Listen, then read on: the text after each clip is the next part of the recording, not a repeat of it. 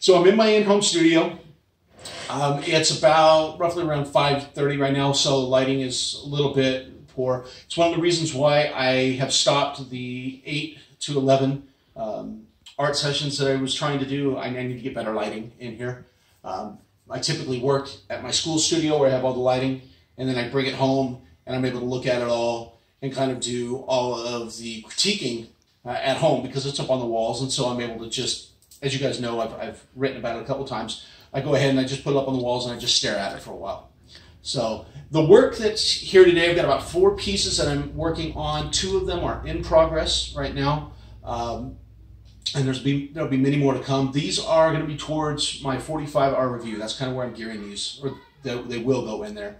And one of the interesting things that's come about through this class is I finally have my direction for my 45-hour review. I know what medium I'm going after, so it's been a pretty exciting quarter overall. A couple of works didn't go as well, and it was that process that kind of led me to where I am right now currently. So I'll go through the work. You have the PDF. You can look at the work a little bit cleaner.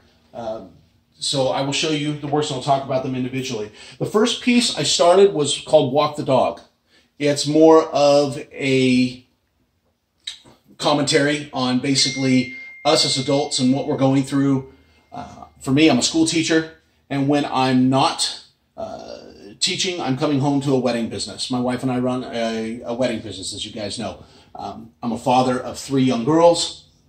I'm also in SCAD, which for all of us, we all know what headaches go along with that and just how crazy things get. So really, I tried to capture in this work all of the horror and stress that I'm under on a daily basis.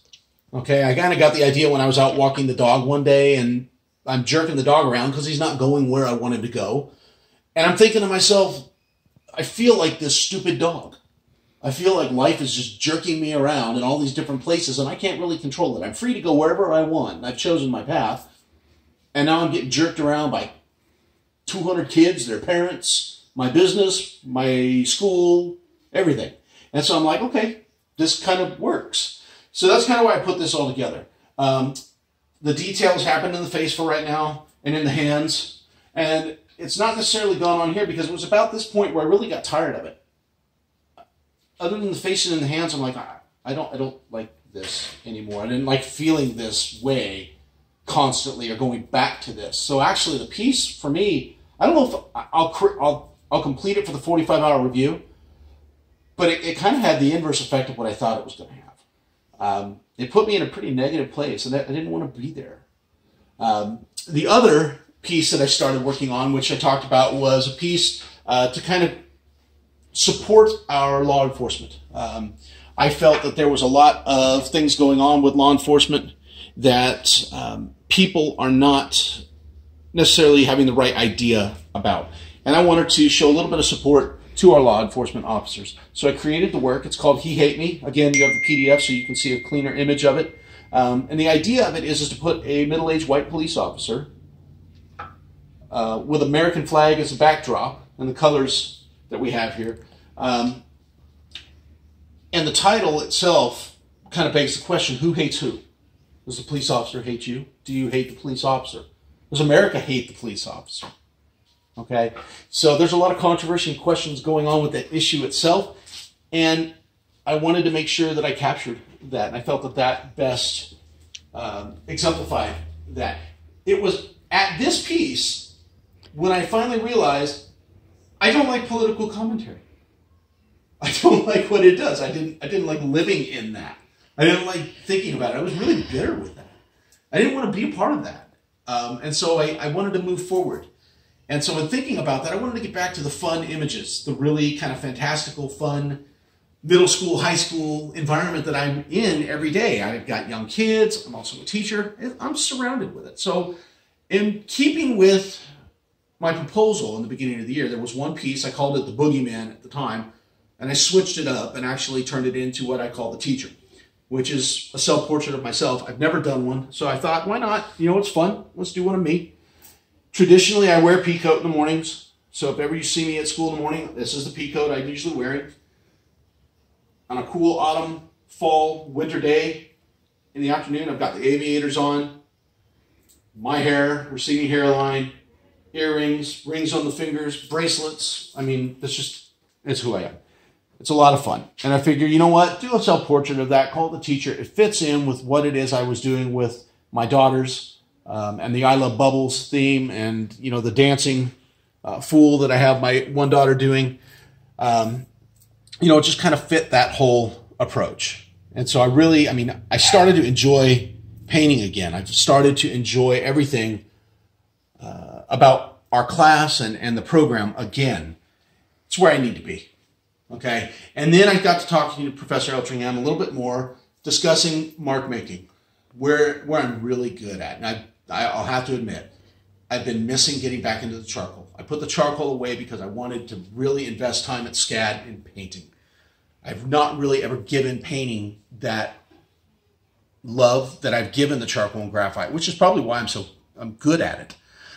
So I wanted to kind of develop that. And I think I've done that to a point, but I need to get back to the charcoal and the graphites.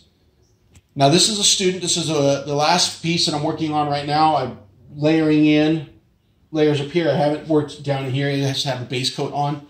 This is a student that I've taught for the last 3 years.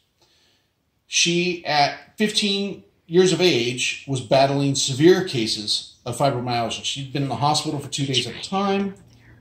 She'd come in and, you know, still go to class. You never know anything was wrong. She's always happy. She's always trying to learn. This is a student that I really admired. And the more I got to know her, the more I really paid special interest to the hijab and why she wears it. Because there are other students who wear it as well. And I wanted to know, for her, what does that mean? And so the more I got to know Sarah, the more I got to understand why she wears that. It's a personal choice. And so the next 2 works that I'll be doing are 2 students that also wear the hijab. One of those students has taken it off, though. And I find that interesting. The reason I find it interesting is because she's been under so much pressure in a very strong community here in South Texas to not necessarily, I guess, wear something that is special to her and to her family, and to conform to, I guess, social norms of what a normal teenage girl would look like. She removed it. And I don't know why I found that sad. But when Nora removed that, after 2 years of teaching her, and this would have been my 3rd year, it was odd to me that she would do that. And I felt bad for her that she had to give something like that up in order to conform to her social norms. And so I really wanted to capture that. So that'll be picture number 3 probably. But I'm getting back into the charcoal, definitely getting back into the mark making. I think that's my strength. And so this is kind of what I'm working on right now. Thank you guys for checking this out. Again, you have the PDF. If there's anything you want to see with images, you can get a cleaner look at them through the PDF that I've attached. Take care.